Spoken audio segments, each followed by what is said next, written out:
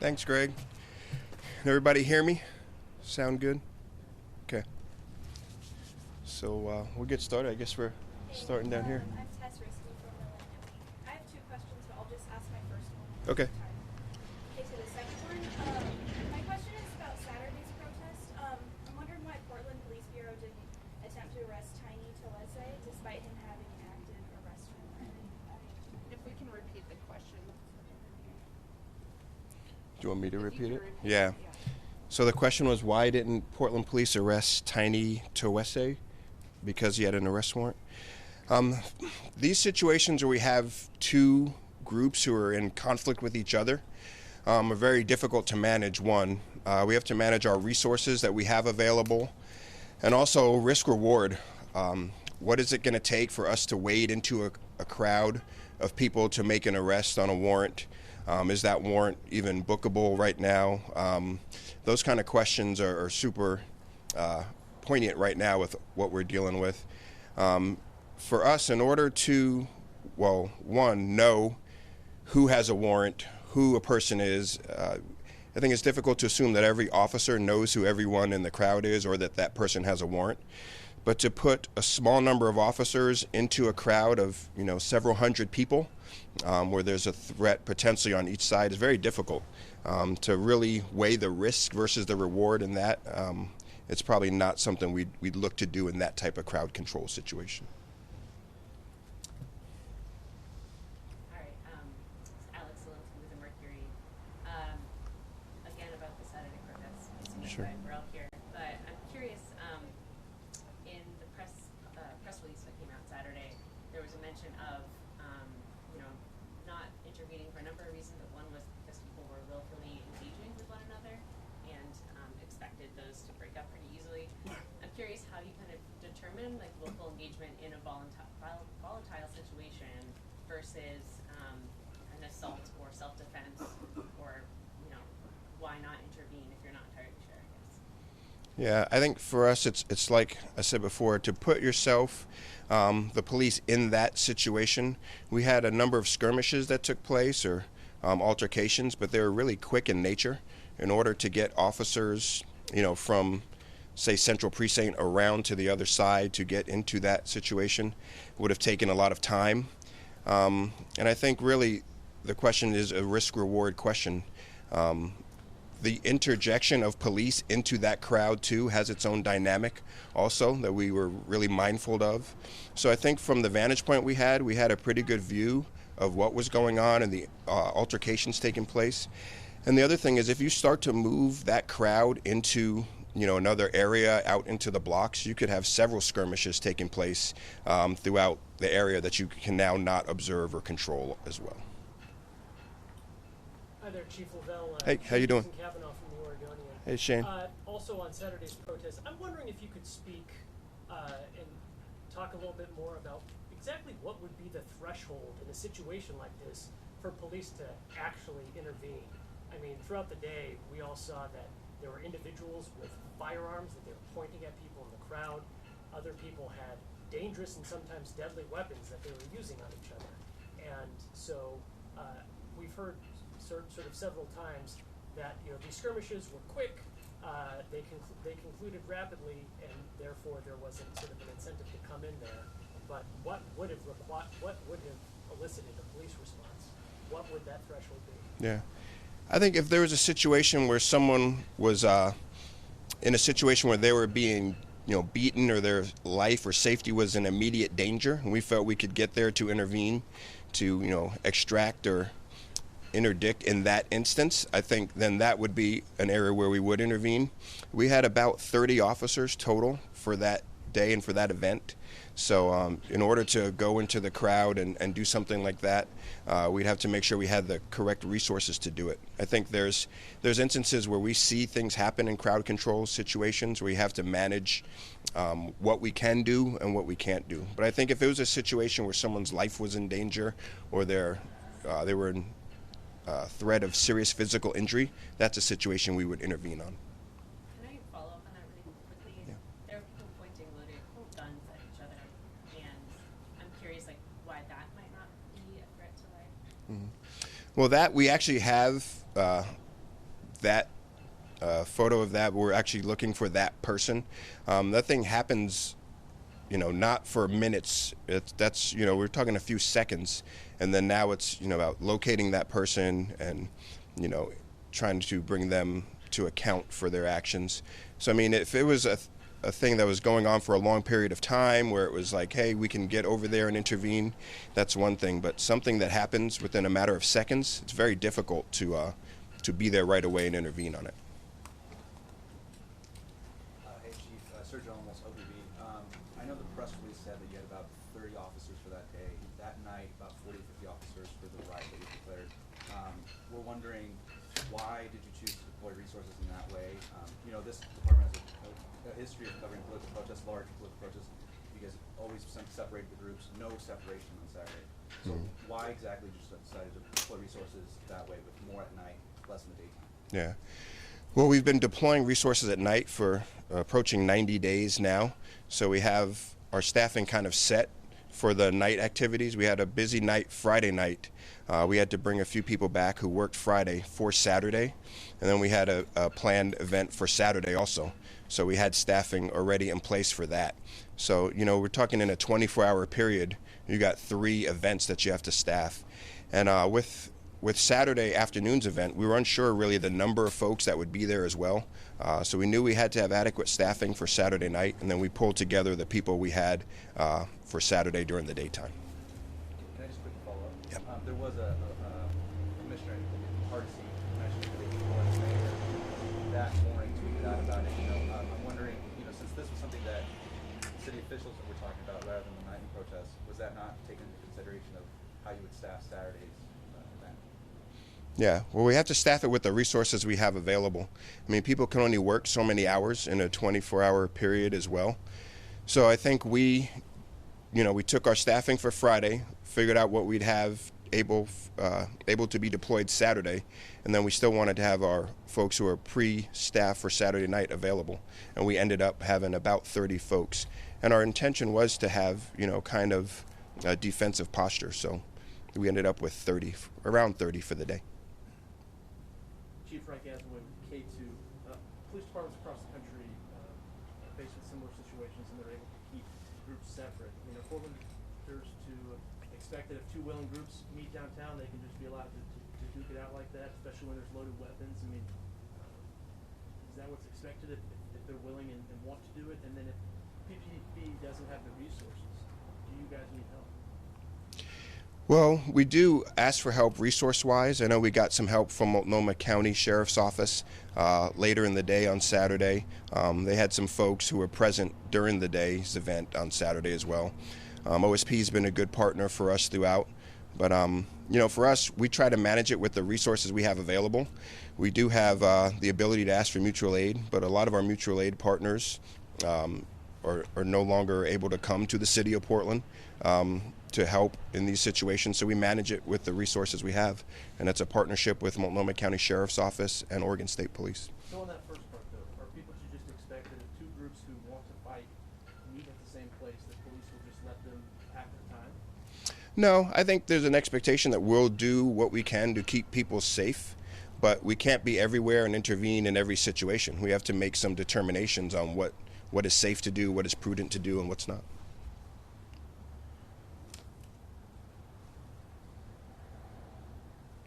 Lisa. Thanks, Chief. Lisa Bailey from Coin. Chief, on Saturday night, all of a sudden we started seeing a lot more arrests than we had been in previous nights. Why so many arrests when the DA says he's not going to press charges in most of these instances based on what those charges were Saturday night? Yeah, the DA's office has always had the ability to make charging decisions, and our point of view is we're going to go out and we're going to make good arrests. So whether they decide to prosecute or not, I mean, that's kind of their decision. But when we have criminal activity taking place and we have good charges and can make arrests, we're going to do that. But why do we see all of a sudden escalation in the numbers of people who are arrested compared to previous nights, during the past week where we've seen virtually the same number of people engaging in different activity? I think some of it depends on our resources, the type of opportunities we have to make arrests, the energy and the activities of the crowd. So I mean, our arrests have varied quite a bit. I think we had 25 last night, but there's some nights where we don't make any.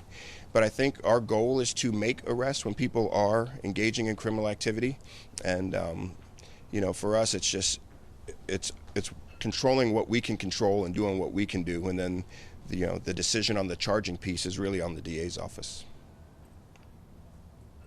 George KPTV. I'm wondering about the video that PVV posted on Facebook today.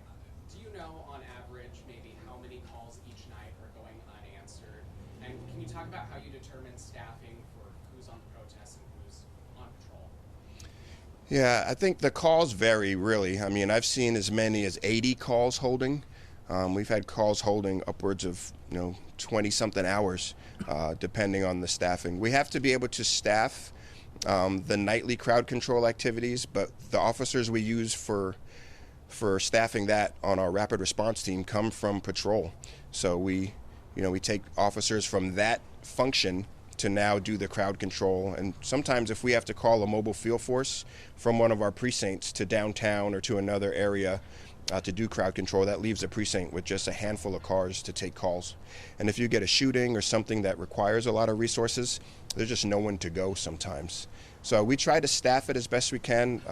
I tell you, August has been a busy month for us as far as retirements too. We'll have over 50 people who will have retired in the month of August as well, and those are veteran officers who are out and able to take calls and do investigations. So I mean, we're a lean agency, so we have to staff our resources as best we can. If I can ask a follow-up, with resources stretched thin, the president and others are calling for Portland to call in the National Guard. Do you think we need the National Guard? I think from time to time we need our partner agencies. I think the help of OSP has been huge. Multnomah County Sheriff's Office has been a big help. I think right now we're in a place where I feel like we can handle the crowd control with our partners. But if that decision's made down the road, then that's a decision that gets made above my head. There's a question in the middle. Hey. How challenging is it for you to engage in the work of police reform when you're mired in a nightly protest? It's difficult. I'd much rather spend the majority of my time talking about the future and about how Portland police can serve the community in a way that's more connected and build trust and do those things. But this is a huge resource drain, both on people, on money, overtime, and things of that nature, and just on focus. I think for us, talking about the path forward is really what I think people who are really looking for police reform and the message of the initial movement was about. And this crowd control issue that we've been dealing with for 3 months now has really taken away from that conversation, but a lot of the resources that we would use to start implementing things that would really benefit the community. And follow up to that, a lot of these protest groups have called for the abolishment of law enforcement. As chief, how do you respond to that, and is there room to have a conversation with your aspects? I'm always open for a conversation. I don't think abolishing the police is the answer. I don't even think defunding the police is the answer. I think if you want a really great public service agency or police department, you have to make investments in it, in training and people. So to me, I mean, that's not something I agree with. But if someone wanted to have a discussion about it, I'm open for any discussions. But I really think abolishing the police is just not where we're at right now.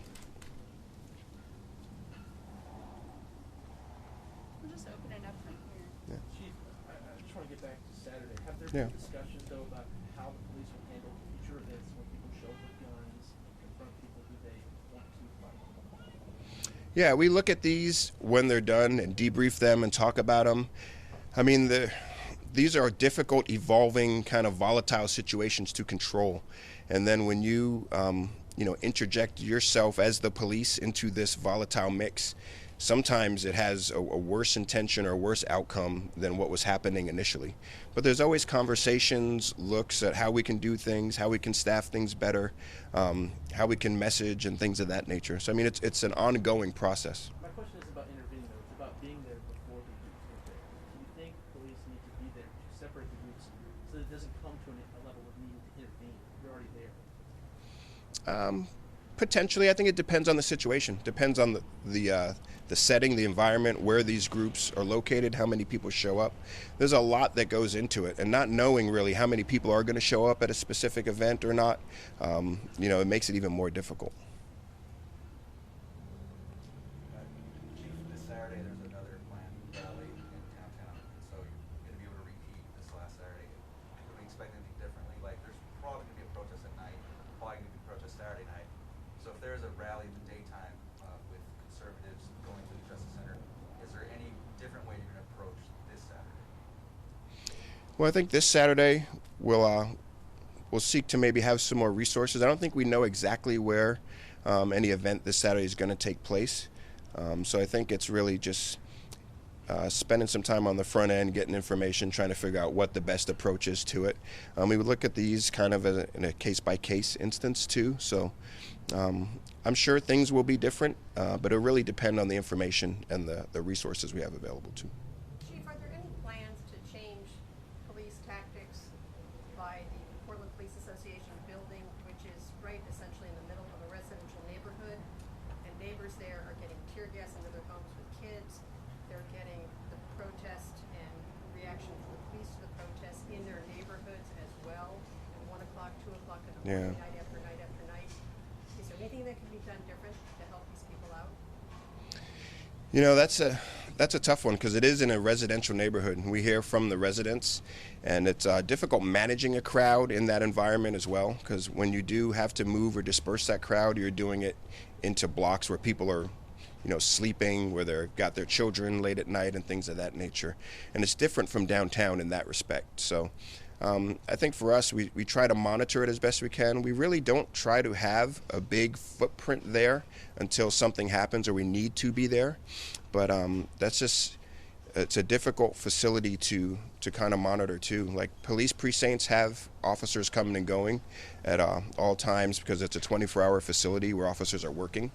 That building is not occupied at nighttime, so it's a effort to kind of move enough people there to kind of deal with the situation.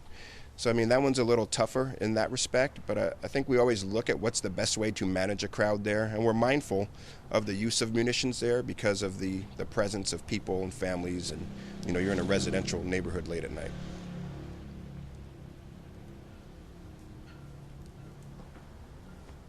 Forgive me if I walked in late. No, you're fine.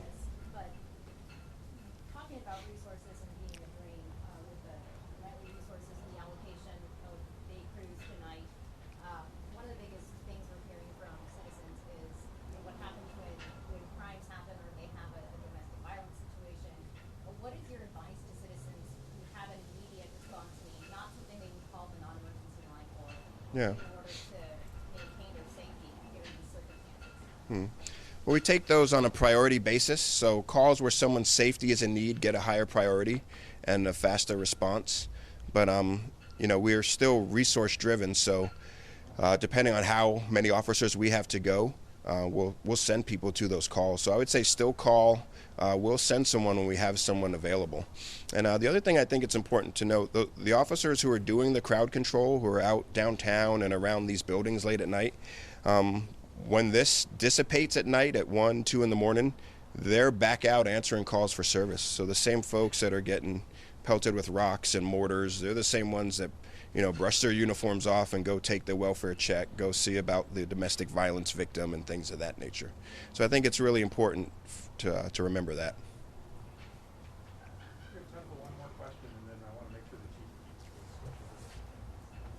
I have a question. Yeah. I just have, following up kind of on what I asked before, but I wanted to make sure when exactly, in those kind of volatile clashes, police will insert themselves. I think Shane asked a kind of similar question, but, you responded that, if there's a threat to life, all of those videos I saw over the weekend, I wasn't there, but it looked like there were lots of threats to life. There were people being pummeled, on, both sides.